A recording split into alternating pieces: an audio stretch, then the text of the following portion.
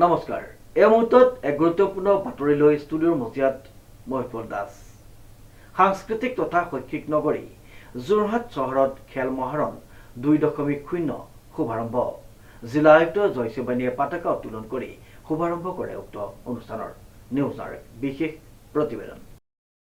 অসমৰ বহু নৱপ্ৰজন্মৰ মাজত লুকাই থকা ক্ৰীড়া প্ৰতিভাসমূহক উলিয়াই অনাৰ উদ্দেশ্যে ৰাজ্য চৰকাৰে সমগ্ৰ ৰাজ্যখনতে খেল মহাৰণ প্ৰতিযোগিতাৰ আয়োজন কৰিছে। ইয়াৰ অংশস্বৰূপে যোৰহাট ষ্টেডিয়াম খেলপথাৰত খেল মহাৰণ 2.0 প্ৰতিযোগিতাৰ শুভাৰম্ভণি কৰা হয়।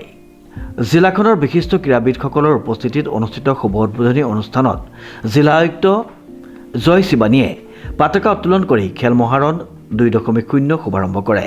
জিলাখনৰ বিভিন্ন বিদ্যালয়ৰ ছাত্ৰ ছাত্ৰীসকলে কুচকাৱাজেৰে অভিনন্দন জনোৱাৰ পাছতেই সকলোৱে শপত বাক্য গ্ৰহণ কৰে।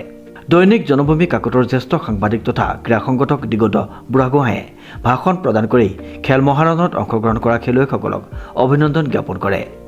ৰাজ্য চৰকাৰে খেল মহাৰণ জৰিয়তে ৰাজ্যৰ চুকে কোণে লুকাই থকা ক্ৰীড়া প্ৰতিভাসমূহক উলিয়াই অনাৰ উদ্দেশ্যে যি প্ৰচেষ্টা হাতত লৈছে তাৰ বাবে তেখেতে ৰাজ্য চৰকাৰক শলাগ জ্ঞাপন কৰে।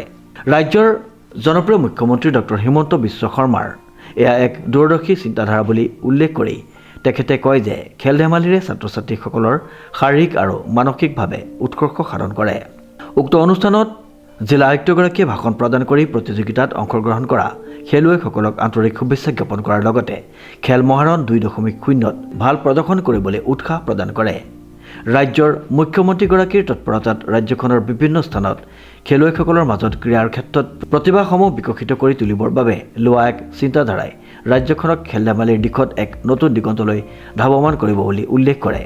অনুষ্ঠানত কেইবাগৰাকীও নৃত্যশিল্পীয়ে সত্ৰীয়া নৃত্য প্ৰদৰ্শন কৰাৰ লগতে ছাত্ৰ ছাত্ৰীসকলে যোগাসন কৰি উপস্থিত সকলোকে আপ্লুত কৰি তোলে। উক্ত অনুষ্ঠানত বিশিষ্ট কৃষি বিজ্ঞানী তথা ক্ৰীড়া সংগঠক ডক্টৰ তপন দত্ত, ক্ৰীড়া সংগঠক অৱনী চেতিয়া, নবীন বৰা, যোৰহাট পৌৰসভাৰ পৌৰপতি, উপ পৌৰপতি, জিলা পৰিষদৰ মুখ্য কাৰ্যবাহী বিষয়া, অতিৰিক্ত জিলা আয়ুক্ত, জিলা প্ৰশাসনৰ বিষয়া, জিলা ক্ৰীড়া বিভাগৰ বিষয়া কৰ্মচাৰীৰ লগতে ভালেসংখ্যক ক্ৰীড়াপ্ৰেমী ৰাইজ উপস্থিত আছিল। উৎপল দাসৰ এক বিশেষ প্ৰতিবেদন নিউজ নাও।